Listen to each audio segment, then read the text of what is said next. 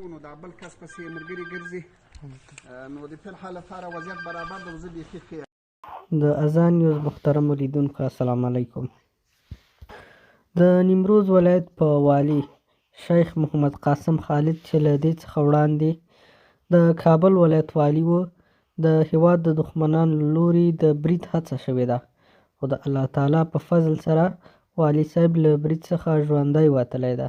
دغه بریدګر هڅه کوله کله چې شیخ قاسم د ولایت څخه د مانځه په لور راوځي نو دا به ورته په لار کې ولاړ وي او برید به پرې وکړي.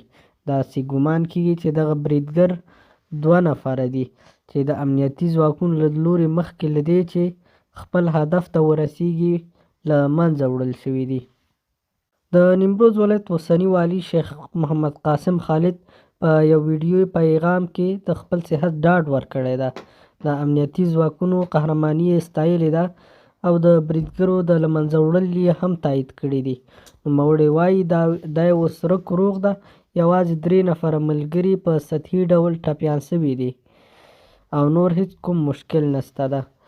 که څه هم شیخ قاسم د یو بریدګر یادونه کېږي، خو داسې ګمان کېږي چې دغه برید کې 2 تنه بریدګر شامل و چې دواړه د امنیتي ځواکونو له لوري له منځه وړل شوي دي. بسم الله الرحمن الرحیم نحمده ونصلي على رسوله الكريم اما بعد. د معمول مطابق نن زه 9:30 بجې خپل دفتر ته لاړم.